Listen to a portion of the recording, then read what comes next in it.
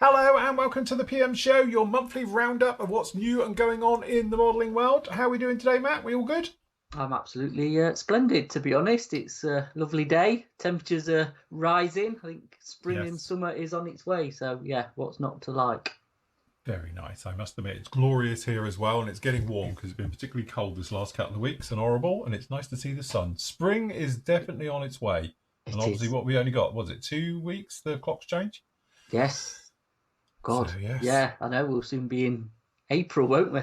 Yes, wow. Yeah, that's it. We're not far off of April, so it's coming on very fast. But the good news is there's quite a lot happening in the modelling world. So we've got some various new bits and pieces coming out, which is quite nice, and some things to talk about. And some of our usual favourite companies have decided to drop things on us. So without further ado, shall we start off with this little lump? A Kotare Hurricane. It is. You've got to stop yourself saying Spitfire, ain't you, with Kotare? I do. I'm so used to saying Kotare and Spitfire in the same phrase. Yeah. That is it. It's definitely one of those ones where I do have to bite my lip a little bit. But yes, very nice. So I must admit, I thought perhaps Kotare were going to move along a little bit with the Spitfire before they did move on to other subjects and things. But no, we're diving in with the Mark 1 Hurricane early version. Yeah. Much needed subject, I think, in this scale. Yeah, definitely. Because we were mentioning, obviously, the Revell one is a Mark 2. Yeah. And I think the other Mark ones that people have done are either long out of production or limited run, or it's one of them. Again, it's nice to see the Hurricane getting a bit of attention rather than the Spitfire. Yes, absolutely. It's nice to see it get a little bit of love. Yeah.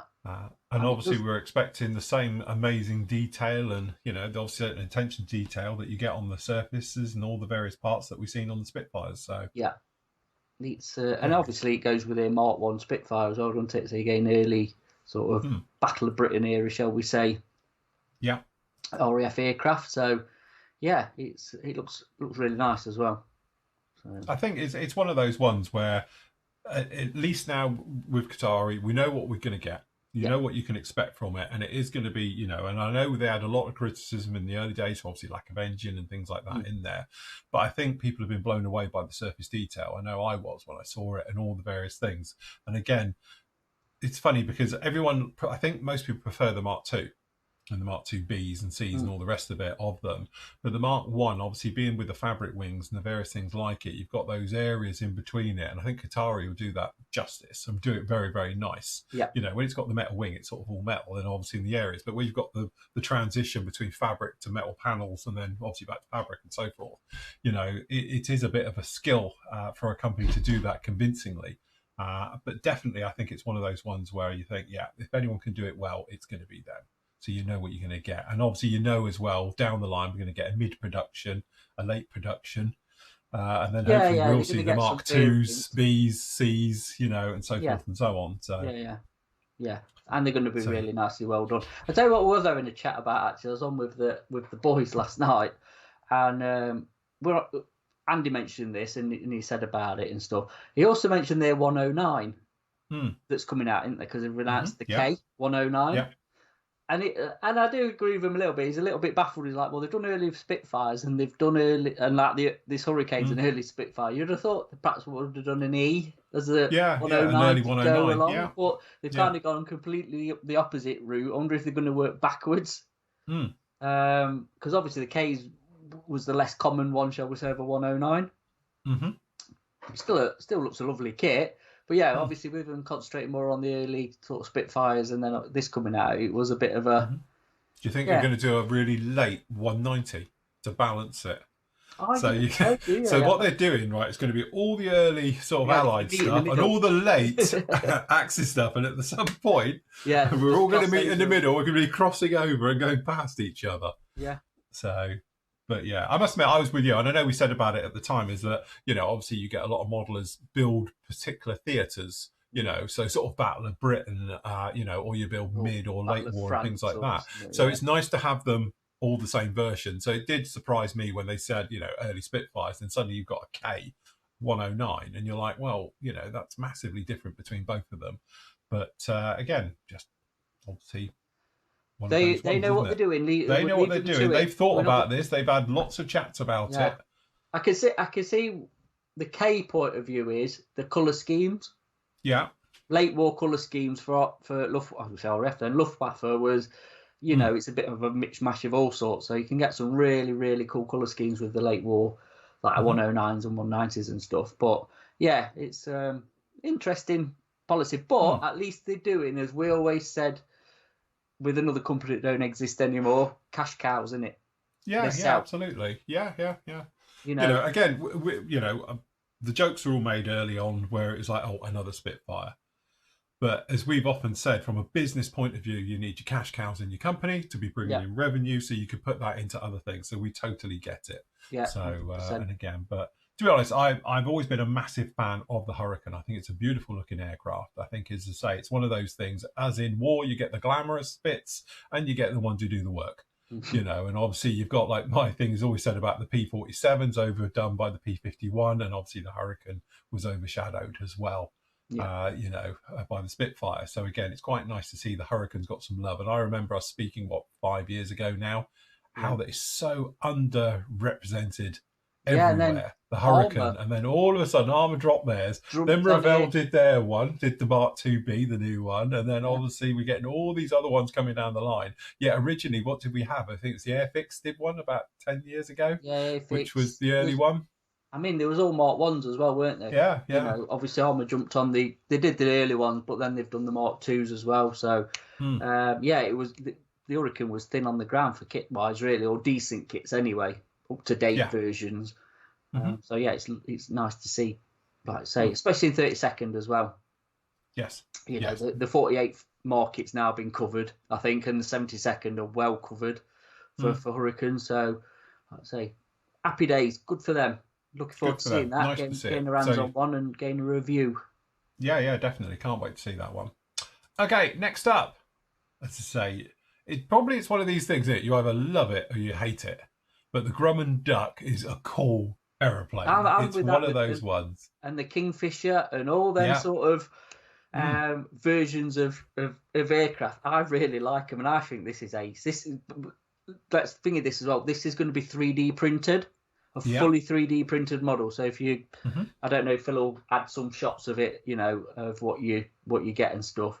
I mean, we mentioned a couple of shows ago, obviously, there's a 32nd bottom pole Defiant 3D printed in the works that looks like it is going to happen, which when it does drop, and hopefully we can get one, we'll have a proper chat about it and have a look, because it does look, and the guy who's doing it is really good at what he does at air scale. So, but this, I think, is cool. I think, again, cool, you see that interior is just unbelievable. It's really, really nice. And again, it's one of those ones that you say, that full interior in there like that, right the way down to the floor. And as you say, I think it's going to come with a crew as well. I hope it does, because they look ace, don't they? Them figures brilliant. No, really nice. So, the engine is absolutely gorgeous as well. So, again, it's one of those ones. It's like, what's not to love? It just generally looks to be an all-round, good, solid kit. And, you know me, I'm into me 3D printing now and all the rest of it in quite a big way. Even since we've been doing it over the last, 4 years now, 3D printing has just come along so well, and amazingly the detail you can do. And it's only a matter of time before the 3D printed kits catch up to sci-fi and a lot of garage kits now. You see, some of the garage kits that come out now, it's just unbelievable what a garage kit can be. And again, as we've said about the great thing with all the 3D, because it's fully digital, you can change it on the fly so easily and make differences and changes, so you can actually just perfect things. So you can start with something quite rough and very quickly bring it up together. And because it's 3D printed, you just print it off and see what it is. Do you know something? You go again and again. Yeah, well, that's it. Like I say, it's not like a casting, is it? Where obviously the molds deteriorate and everything else, shrink, and you there's a lot of discrepancies and fit issues. We've said this before, haven't we? With 3D printed, it's the same. Every time you print something, that is what it is. It's exactly what you're going to get, without failures and the usual things we're printing. But actually, it should be fine. I was having to think about something actually, because Lootcraft, I was just looking through their catalogue. They've done a lot of World War One stuff and a bit sort of left field. So this is quite different for them, I think. To be honest, same as it's a biplane, but quite a different subject matter. HPH, right? We know them proper top end resin kits. Yeah. I've owned one. You've got one there. Andy's had one, and most of us have sold them on because they're just daunting to look at and stuff. Yeah. When do you think they're going to jump on the 3D printed stuff? Because of course they will. It won't be long. Do you know what? Yeah. I'm sorry. I am surprised they're not on it already, because the subject matters they do are brilliant. Yeah, and interesting, and I mean, there's some huge stuff in there. It's like museum pieces. Oh yeah, But I know they do them as limited run, so once they've sold the collector's items, basically, aren't they? It's very rare they do a rerun, because obviously I presume the molds have deteriorated, like we've said.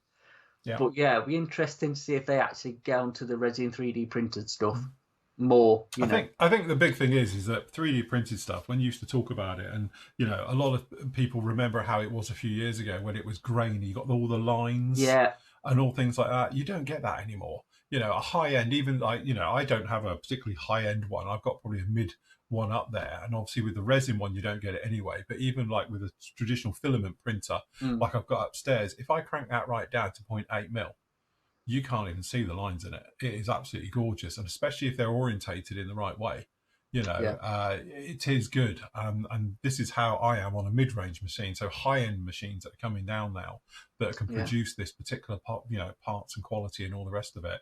And the great thing about it is that obviously there's no written rule, because we don't know how long technically filament stuff is actually going to last and stuff like that. But resin sags. We've all had that. I've had stuff on me that is sagged over time and all the rest of it.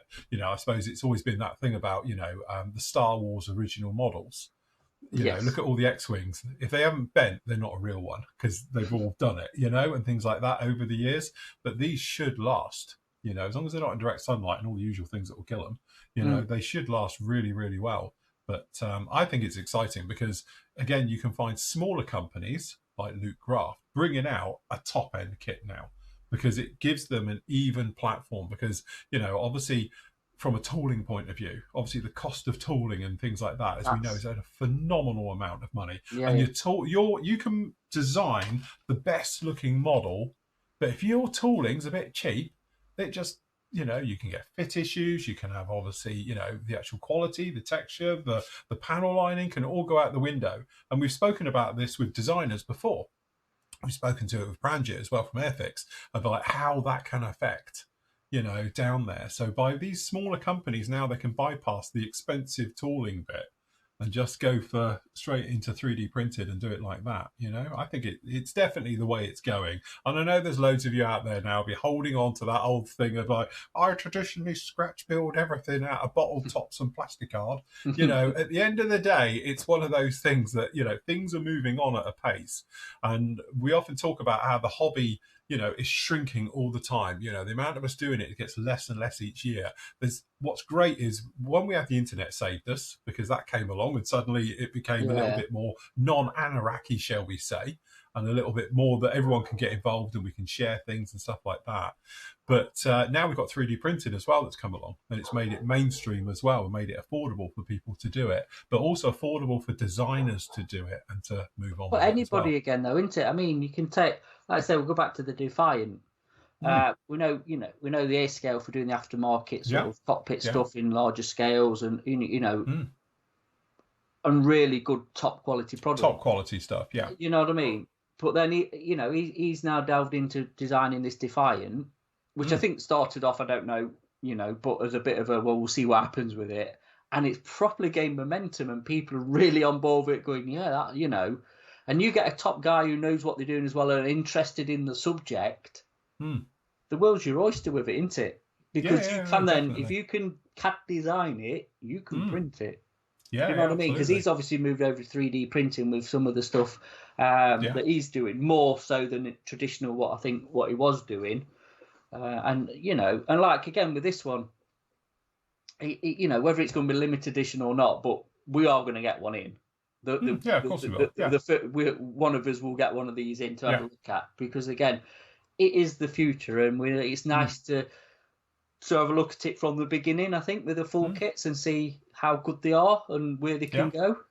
Yeah, no, definitely. Yeah, 100%. It's properly interesting stuff. So, yes. Very good. But say, really looking forward to seeing that one, and say it's a little bit of a glimpse into the future, I would say, as well, about where model making's going. Still going to be model making, you know, but as you say, just different form of media. But just before I move on as well, this subject and say the Defiant and probably some other things that people are probably thinking about doing that mainstream manufacturers wouldn't go near in certain scale, shall we say. 30-second Grumman Duck, probably not going to be a great seller. Yeah. You know, for a mainstream, but for a smaller company, why not? You can do it now. It's a niche. Can, you know. Yeah, no, that's it. And like we've often said, isn't it? The thing is, you know, the sort of, you know, cottage industries, we call it in the UK, or mom and pop industries and things like that. That's how a lot of companies start. You know, but especially they've always filled that niche gaps and the little things that big companies wouldn't touch. Yeah. And they've always gone along and filled that gap. And that's what's made this hobby so generic and big. If we all just stuck to what the big companies did, it'd be a bit boring. You know, but they've given us the aftermarket bits, which made those better kits better. You know, and if you look at people like ResKit, the way that they've switched over, you know, and you look at companies like Two Mics and all the other ones as well, which started off as, you know, an idea one day on the back of a, you know, napkin. And now to the companies that they are, and obviously the roles that they're doing and fulfilling and making models to us, you know, upgrade parts as well as total new parts and stuff like that as well. I think it's I think it's great. I think it's one of those things that's going to save the hobby. Something always comes along. I'm amazed.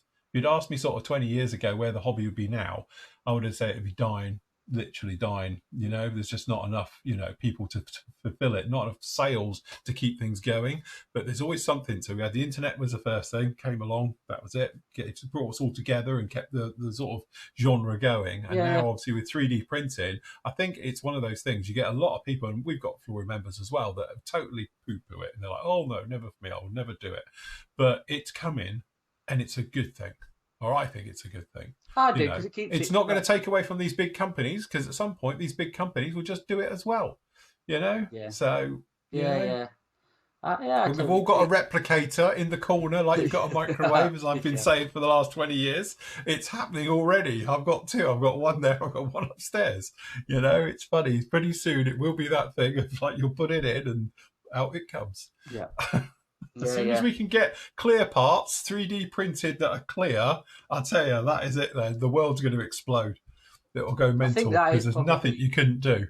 Probably with aircraft, isn't it? Is all vehicles or whatever, anything with clear glass or clear parts is a bit of the Achilles heel with 3D printing at the minute, because you either vac forming your own, scratch building your own, or whatever. But it will happen. It always does. You know, the technology is just moving on that fast, isn't it? So, no, fair play, and really looking forward to seeing it. To be honest, be really, really good one to see that one. Yeah. Okay, Matt's favourite. And you see this? Yes, I'm building this. I have 100% decided, because this takes me back to my childhood with having the Matchbox Monty's caravan kit with the little Daimler, which I have actually got another one in my stash of the original Matchbox kits, which I was thinking of doing for Matchbox March. Yeah. But I'm surprised it's took them this long to do it. I think the only other one of these was ResKit might have done one, because it's on a base of a Leyland Retriever, and anybody who don't know, the caravan bit was a captured Italians generals thing on a Lancia truck.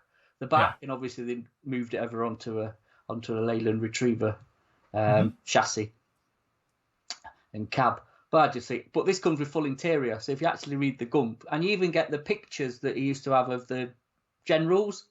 Yeah. In there, there's the sink and the because this is the office one, so there's the desk and the chair and everything. And I think you could do obviously the desert one, which you can obviously see, and the European one, because it got shipped around, and he had about 3 of them, I think 3 or 4.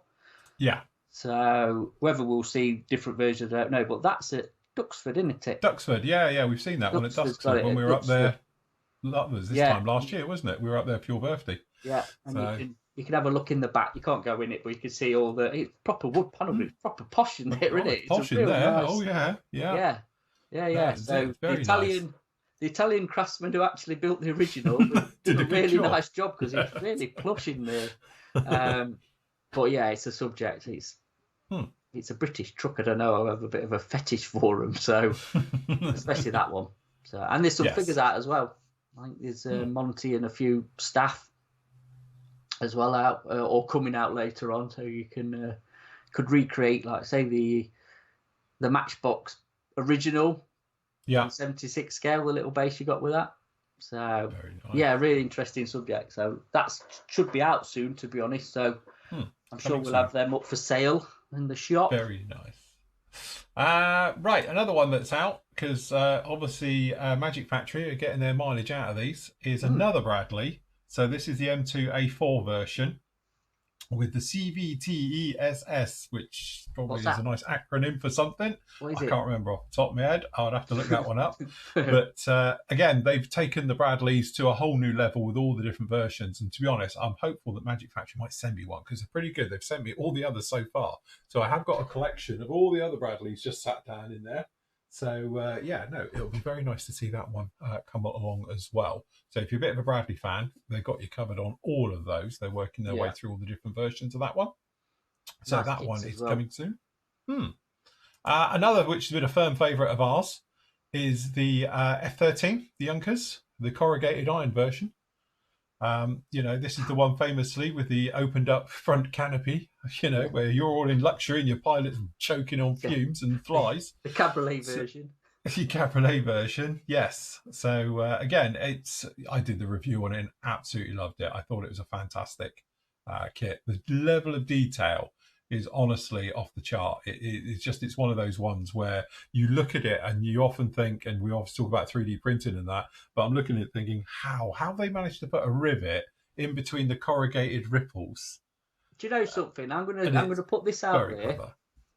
MiniArt, I think in general now are a top tier company. Yeah, what absolutely. you get in the box and what they're producing is, like I said, the level of detail is up. It's got to be up there with the best of them at the minute. You know, subject matter as well. I mean, I know they've done the P47, which is a fantastic kit, and then they've got the late war D9. Is it Focke-Wulf coming out? Which again, that's going to be, you know, we'll talk about that obviously when it's out or near out. But this again, it's a bit of an obscure Junkers F13. You know. But again, they've just, I mean, the spoke wheels. Yeah, you know, touches, what you get in it is you don't need any aftermarket, do you? You can just literally what's in the box and build it. Straight out of the box, yeah. I have to say, you know, from my point of view, I've always been a little bit wary of MiniArt because of their armour, purely because when I've reviewed them, there's just so many parts to them. It's a little bit off-putting and a little bit daunting. But their aircraft don't follow suit. You know, they've actually managed to take, I think, all the best bits of what they've been doing with armour all these years and then converted it into the aircraft world and come up with some absolute stunning things. Like inside these cowlings, for instance, it's just as detailed on the inside as it is on the outside. You know, it's beautifully done. The corrugated stuff I've spoken about, and if you pop over to the Flory site, I've got the high-res images where I took them with a camera because it is so bloody good, to be honest with you. This riveting in here that you can't really appreciate here, it is so fine and so well done, you know, in amongst this. But also the fit and finish of how this goes together. Again, it's just really, really good and sharp, you know. So I would agree. I would say like MiniArt I wouldn't say turned a corner since they've done aircraft, because I think their armour's been really good for years anyway. Been amazing. And also all their other stuff they do, like, you know, even right down to their trams and things, you know. The level of detail into these is exceptional. But I think most modelers perhaps have, you know, not bothered with them, but just kits, you know, just not sort of gone into them in a big way because they think they're perhaps over complicated. But they've always done basic versions and full detail versions, haven't they? That's what I was about to say. Yeah, you know, so you have got options out there. But it's given me a whole new appreciation of MiniArt. Being an aircraft modeler, you know, mainly, now I look at their ones and I've got a whole new thing now for their armour as well. Because, okay, you've got lots of parts to them, but they do build up to an absolute stunning, you know, kit. And I've got this one down here. I've got one of the other ones they released. And again, it's one of those that I intend to build it at some point. And I know it's going to be an enjoyable build, you know, because it's something a little bit different. The engineering is incredibly well done, you know, and just generally all the way through. I think it's just, it's an interesting subject as well. You know, like the P-47. Don't get me wrong; it's a great aircraft, and I love the P-47. But this sort of almost pricks my interest more than a P-47, purely because it's something different. You know, and with the corrugated stuff, and because it is quirky having an open cockpit. You know, but and at a least you fully see in lovely it. back interior. That's it. And the interior in the back, the seats, you've got the like armchairs, aren't they? Yeah, You've got very nice, you know, that sort of leather effect molded into all the parts. And, you know, it's not just a seat back there or anything else like that. The level of detail is right the way through with these as well. So, yeah, I do like it. I think it's very, very nice. So yeah, I'd like to say, I mean, I'll champion MiniArt forever because, again, I am a bit of a fanboy of them. But I think they've, I won't say they've simplified it, but I think they've learnt from early mistakes with some of the, because I think the issue was with earlier kits was the parts were that fine. They used to, and the styrene's a little bit soft. It used to be hard to get it off the runners. Yeah. In one piece. And then, you know, it was really broken down to, like I say, bloody nuts and bolts in some cases. It was really fine detail, which they could pull off. I think they've moved a little bit away from that. So it's a little bit more, I won't say simplified, the detail's still there. But obviously, as a company, they're moving on and progressing, aren't they? So their budget's different. But, I mean, the amount of stuff they chuck out every month, it's not like you're waiting long, is it, for... No. You know, and I've had this, we and you had this, you know, a conversation about, is it too much? Mm-hmm. Yes. All the time? Is it saturating the market? Or people bored of it and they overlook it because, oh, well, we had another version last month or something? And that's what, you know, we've not just mentioned MiniArt, we've mentioned it with ICM and some of the other companies as well. I mean, drop us a comment, to be honest, and say, do you think it's too much every month that we get such and such, or people happy with it? Or would you build ICM, MiniArt, sorry? You know, it's interesting to know. I think, you know, as you say, there's that thing going around at the moment where everyone's just trying to get the bang for their buck. Yeah. You know, out of it all. And, you know, because obviously with the finances being a little bit more tighter these days as well. And I think putting your money into, you know, your kits, especially new kits as well, as we said, there's quite a healthy market for second-hand kits, although they're getting very expensive now. You know, but obviously with new kits coming along, you want to pick something that's just a little bit different maybe, and something you can get yourself into, and that's definitely one of those kits, you know. I think you'll get your money's worth for the hours it takes to do it. It's not a weekend build, is it? You're not going to just chuck it together and, you know, you're going to get a good, depending on how much time you get at the bench, but you're going to get some good hours out of it and have a, like I say, a nice, something different as well. So, yeah. Very nice indeed. Another one. Now, see, Stuart Honey. Yeah, there've been a few versions of the Stuart tank that they've done, but obviously being the Western Desert, you know, British used them and all that stuff. But the sun shield's bit jumped out at me, and you don't need a sun shield if you're stuck out in the desert. You get a nice brolly look. I just think it's brilliant. But I like the scheme as well of it, the counter scheme that they did. You know, and weathering for me as well with that, you know, dusting it up and whatever. So a lot you can. That's quite a famous one, Bellman. Most people do that. Seen better days there, isn't he? Yeah, it's bit worn, isn't it? But again, Stuart tank, quite an iconic little tank, really. So yeah, you know, I think it's a nice kit. So yeah, I thought I'd mention it just because you get sun shields with it. Yeah, that's it. Comes with sun shields. sunblock and sun shield.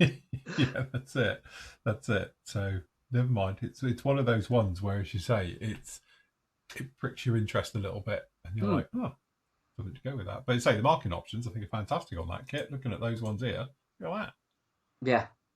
Very and nice. Again, with MiniArt kits, if you look through, you always get good. Marking like options. I say, good options for schemes that they put in the boxes. So yeah, very nice, very nice indeed. Okay, so next up, these look cool. These are the R2 miniatures. I bet you wish you had them when you built yours. I do now, yeah, absolutely. Can I shoehorn them in now? Probably not. So you could get the doors off and shoehorn them in.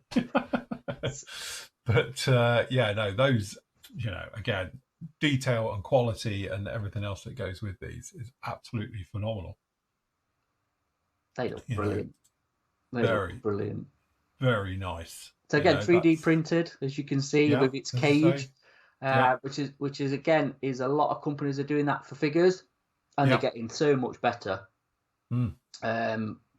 Again, with people wanting to do it as well. Yeah, they look amazing, them figures. So this is, if you didn't see, for the Kitty Hawk, Zimi model, whatever, Sea Hawks, Black Hawk, whatever. I don't know what they're for. Are they for a Sea Hawk? Are they Sea Hawk? This is the Sea Hawk crew. This is the Navy one. So this is the Navy pilots, but again, the fly helmets on. Yes, yeah, they do, don't they? But again, we were just talking about it's obviously because it's 3D printed, 3D designed, and all the rest of it, I assume, and it's just on another level. Fantastic, very, very nice. And it's nice you get them seated and actually flying the thing, not just sort of stood there posing next to it. But at least you've got an option. But I think they look like they're really fit. He's touching the pedals. Absolutely. He's got proper grip on everything as well. He's gripping his stick. Yeah. And what's nice is also the harnesses go off to the seat, and many times they don't. Yeah. But these ones actually go into the seat as well. Yeah. Yeah, they look like they're well designed. Very nice. All right. Cool. So but you get the armourers as well. You get the crews. Yeah, and I mean the poses as well look really natural and not stiff. Yeah, it's always a thing with static figures. They can look a bit mannequin-y, but that isn't. There's definitely movement there, and they look very natural, don't they? Yeah. But they're ace. They are really really nice figures. Like I said, there's a glut of them coming out now. If you look around, and people are doing really good job. I think is it ResKit doing a load? Somebody was doing a load. Yeah. And they look really nice as well. So yeah, the ResKit stuff is beautiful, really, really nice. Yeah, they've done a lot of US Navy crew and deck crew and all sorts. Is it them who were doing that? I think, for my memory serves me correct. Yeah. So anyway, yeah, nice. Okay, next up we got the Blitz Super from Takom. So this is for the Jagdpanther G2. Yeah. So they did the original Jagdpanther because this is where Takom went with the full interior stuff. You've built a Takom King Tiger, didn't you, with a full interior, and then they're doing the Blitz one where they've simplified it, less parts, no interior, bit of a curbside model as we like to call it. So a lot quicker to put together and get to painting and weathering if that's what you want to do. Yeah, that's right. And they're doing quite a few now, these Blitz kits, which is something I'm thinking of trying. I've never built one. I built a Takom kit, but not on the Blitz ones to have a go at. So and again, it looks nice because obviously down in here it's saying it's got one piece engine part as well. You've got the metal barrel with it, and you've got some photo etch as well for your grills and your bits. So you've got everything you need for a straightforward external, you know. Yeah, 100%. Link and length tracks again down in there, which again is a good idea rather than actually individual track links, which which puts people off building armor. Let's be honest, doesn't it? When you've got to sit there for hours just building tracks. So yeah, really, really nice. I think as well. Look, have you seen how they've designed the wheels? Oh yeah, so they're all set already, so you don't have to put them on individually. Yeah, no, they've got them put in, so literally just chuck them in. Yeah, and then just put the outies on to cover up the. I think that's another good idea because there's nothing worse than plumbing German road wheels on tanks. Road wheels, sticking them all on. Yeah. So very nice. And again, selection of exhausts and stowage bins. Yeah. Stowage bins. Yeah. So it's not. I mean, it's simplified, but it's not overly simplified. It's not like you can just build one. There's plenty of other options in there. So, and I don't think the prices are bad either on them. To be honest, they're not overly expensive. So, yeah. What's not to like? Very nice indeed. Yeah. Okay, now this one took us a little bit by surprise because John pointed this one out to us because obviously he's permanently going around the old internet. Yeah. Hermes. 3D printed again. 3D printed again, yeah. So, yeah. So yes, 1 to 350 scale. So this isn't small. It's going to be a chunk. And to be honest with you, as soon as I saw it, I thought I'd do that. And you know me, I don't do ships and I don't do aircraft carriers. I did one a while ago and it took me forever. But saw this one and yeah, absolutely. Like Nathan was pointing out as well on our chat, as long as it comes with all the aircraft and helicopters and various things as well, so it's a busy flight deck, it will be absolutely stunning. But let's face it, it's obviously from a British point of view, if you didn't realise, if you are over in the US or the rest of the world, this is one of 2 carriers we sent down to the Falklands to obviously to recapture the Falklands. So we had Invincible and Hermes. And so if you look at them when they came back, your weathering options are immense, because they were absolutely hammered being down in the South Atlantic, down in there. So, but yeah, something really very, very nice about this one. And there'll be a Wessex on it. Yeah, there will definitely be a Wessex on there. Somewhere. And probably, I might have Sea Kings, actually. Thinking about it. Would it be Sea Kings? Was Wessex on there, or they moved over to Sea Kings? I don't know, actually. Was it 81, around about that time, the early 80s? I don't know if we had the Wessexes have gone or we've moved on to Sea Kings. So, but one or t'other will be on there. But you're definitely going to get the FRS-1 Harriers. Yes.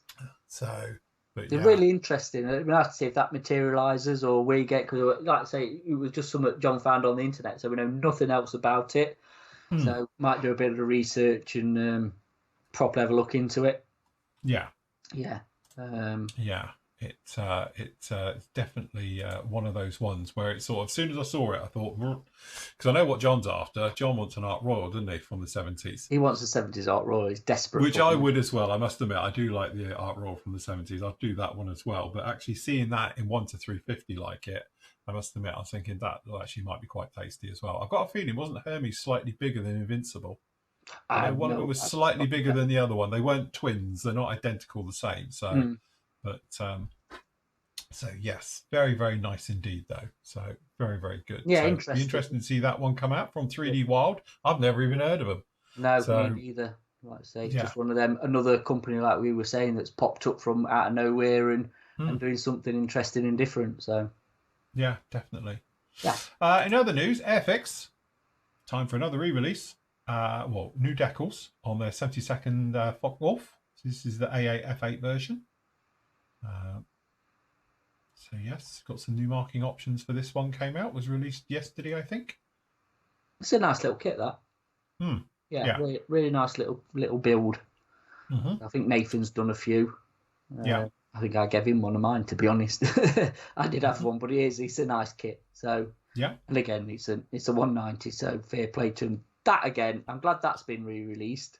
The Albion Refueler. Do you know something? I was thinking, another thing I was thinking about, obviously, the Bedford. You remember the original refueling set? So you got the Matador, didn't you, for the bigger stuff, and then you got the Bedford QL, which was actually a post-war one and not a proper one because it had the booms on the top and it shouldn't have done. But anyway, irrelevant. Why had nobody ever done them in 48? Airfix for a fact, because again, when you scroll down, there's the little bed thing, and then you can get the ground crew as well, which you've not got on there, have you? Probably have. No, for some reason they didn't give us that one. But yeah, the RAF ground crew with pilots had been re-released. But yeah, I wonder why they've not done like the Bedford QL, and how it should be in World War II one, not a post-war one. Yeah, perhaps they will. You never know. They do some interesting stuff, but nice to add to a base, aren't they? Just a bit. No, definitely. Else. Yeah, but so we've got the truck, very very nice. A little bit of an engine going on in there as well. Yeah, see, it's 48 scale. It's some good detail in it. Yeah, no, very nice indeed. So we've got some of those. The other thing as well, Clear Prop, Sabre. Little 72nd Sabre. They did some nice stuff, Clear Prop. Yeah. Yeah, they do. They're the one who did the little Mohawk in 72nd. I think you reviewed it a few years ago. Yeah. We did indeed. Yeah. And then there's plenty of other stuff. But yeah, they do some decent kits, Clear Prop. And so they've obviously started on the Sabres.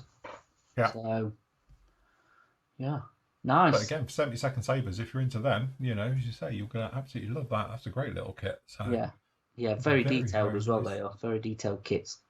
So, and just before we wrap this section up, just in other news, one of Phil's favourites, Revell's 132nd Hawk, has been re-released. He's reissued, shall we say, because you did the Red Arrows one, did you not? And then a black one. You still got it? I haven't got the black one anymore, but I can very carefully, because it's underneath the F-16. I'll show you the underside because it's not as dusty. Because to be honest, Oh my god. But yeah, it is a great kit, this one. Really, It is really nice. because we bash Revell, don't we? Like, you know, We do all the time, but yeah, it's a bit actually, dusty. It lives on top of my shelf, but yeah.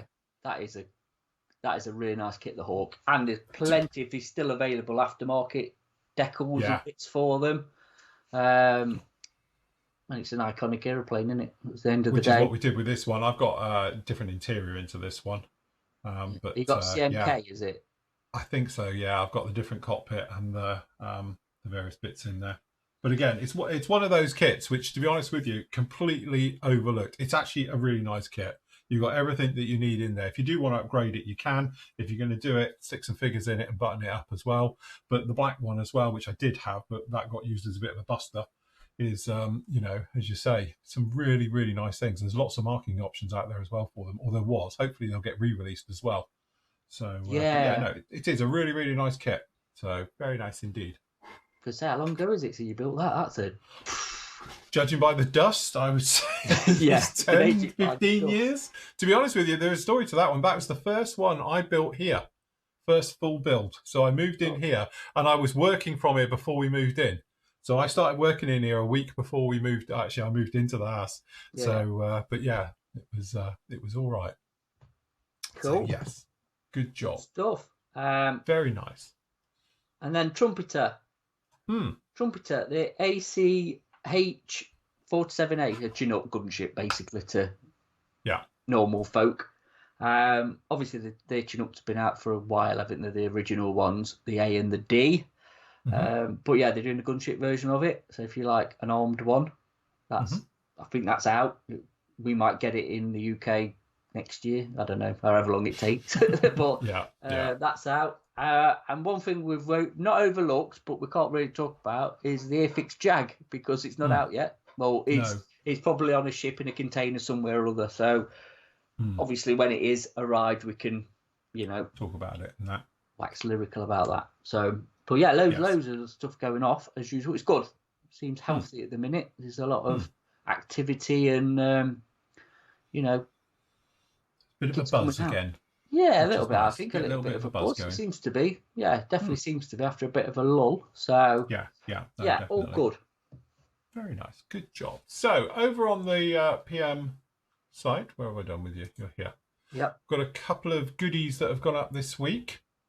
Yes. Including the Hercules, which does come with 4 props or the 8, depending which one you want to do.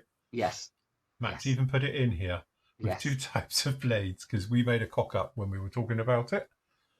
Yes, we didn't see the 4-blade props. We didn't see the other ones blatantly in front of us. Everyone else did. Yeah, exactly. If they were looking at the sprues in front of her face, and we didn't see them at all. So, you know, we did get some comments about it. But, yeah, that's available. Yeah, that's out and in. And if you would like one, grab it. We've got it at a decent price.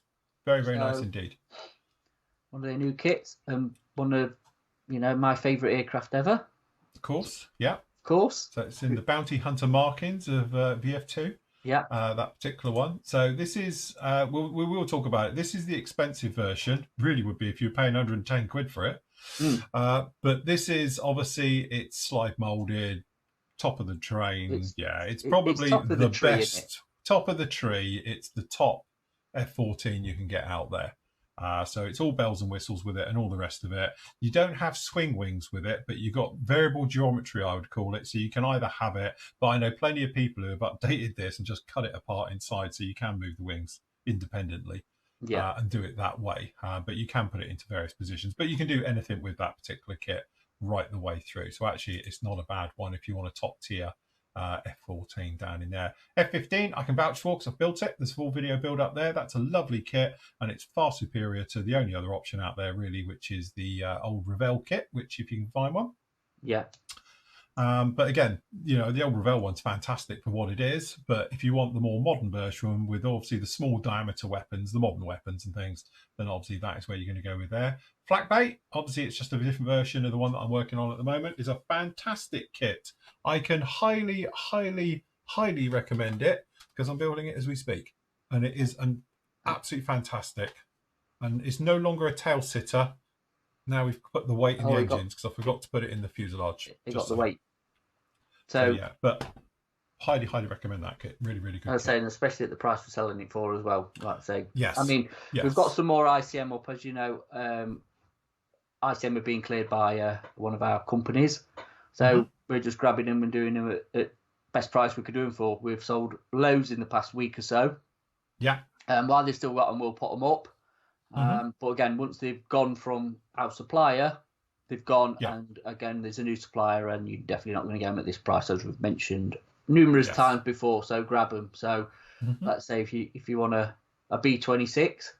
That's it, absolutely. JU88 or whatever. I'm going to buy a JU88 because I've never built one, so I do need to build one of them. Yeah. I've done the Gladiator. That's fantastic kit. Done the very nice as well. We've done the Takom and done the Cobra. Yeah, but Arctic Cobra, look, it's got teeth and everything. Arctic Cobra, yeah. This one does come with teeth. Mine didn't, so I had to put mine on. Yeah.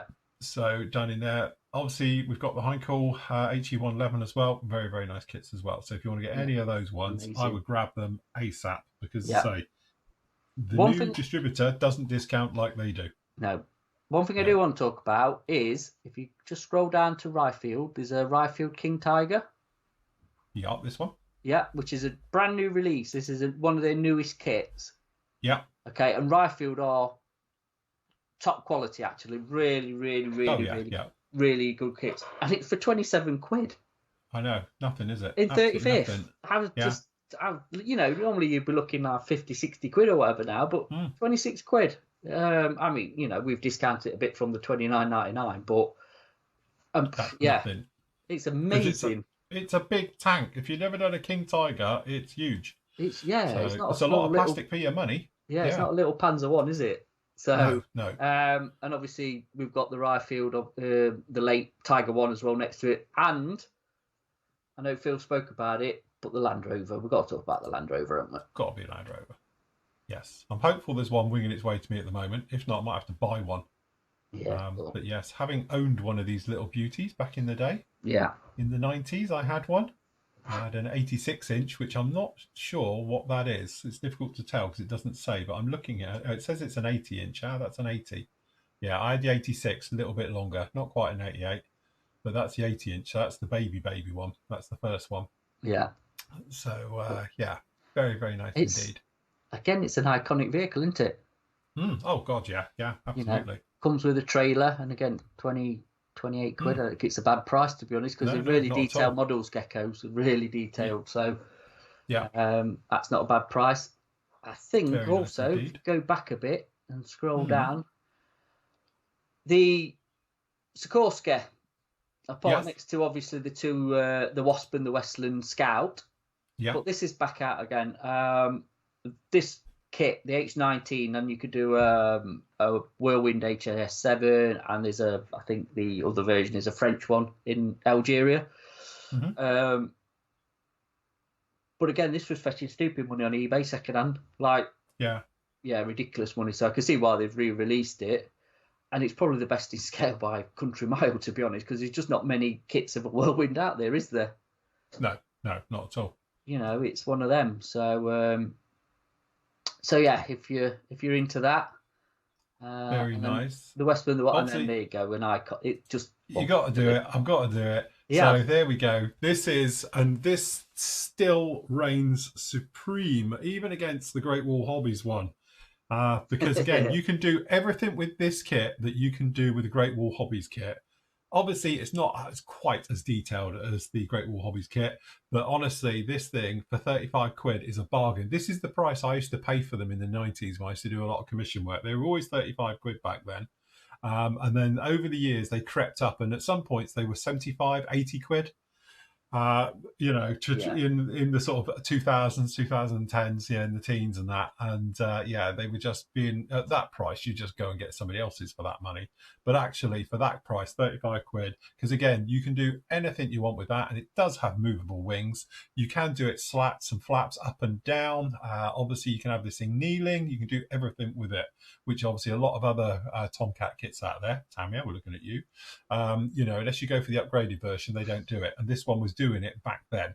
And to be honest, it's not a bad kit. It's actually very, very nice all the way through. The only thing you don't get with it is any missiles. So you need to get an aftermarket set for your Phoenixes and your sparrows and things like that, because this thing comes with the tarps pod underneath, as did all of their kits. So you don't get any air-to-air weaponry with it. But again, very, very nice. This is the A version. So honestly, it's one of those things. It's, yes, for that price, I would just say it's a bargain. Go out and get it. You've got to get the high-vis one, haven't you, really? Yeah, that's it. And plus the fact, being the A's, they're all going to be the high-vis version. So yeah, very, very so you nice get the, indeed. like I say, it's not an aircraft app, but the high-vis ones are quite nice, and there's some nice bright decal schemes and stuff in there. I might grab you one of them. Actually, I'll say to you now, put this one back. I'll have one because I might get some. I don't know which decals come with that one. I don't know if VF1 is in that one. I think they did another boxing with VF1 decals, but I might get some aftermarket decals and do that. I'll put you down on the list. Okay, put me on your list. It's fine. But yeah, we've got some other stuff in, like a bit of Edward and some other bits and bobs in there. So just go down the bottom a minute. Just keep going. Look, weapon set. You need that. Get that weapon set for it, because that one has got the Phoenix missiles in, and you've got your Sparrow. I think you don't get Sparrows with that, because they did it really weird. For some reason, they put the Phoenix missiles in with the bomb set, but that's where your Phoenix missiles are in that set. Just saying. There you go. The little widgeon at the bottom, which is one of them kits that you reviewed, and there's a view, reviewed it. So you could go see it. Is a fantastic little kit, to be honest, from the old kit. PP. I was actually blown away from that one. That is a fantastic little kit. Yeah, it really is. It's a really good little kit. So there's the kits. We're adding and going all the time with this. Like I say, stock's off really, really fluid. As people be seeing, lots of people be buying. So thank you for that. Once they've gone, and we'll move on to something else. Also, we've got plenty of stocks of leveling thinners, rapid thinners, everything. There's stuff coming and going all the time, to be honest. So, we've got some more AK thingy on order, the acrylic thinners, so that will be back in. But yeah, so nice. Plenty of things coming and going. Very nice. Very nice indeed. Good stuff. So, yes. There you go. Nice. Don't forget, you get all usual pieces over there. Just pop over to peermodeluk.com and then you can have a good peruse around it. Got the special section in there and other bits and pieces as well. Yeah. Cool. Very good. Well, that's about it for us for this month. We will be back with you next month for another roundup with what's new and going on. So until later, everybody, happy modeling. Take care. We'll see you soon. Bye.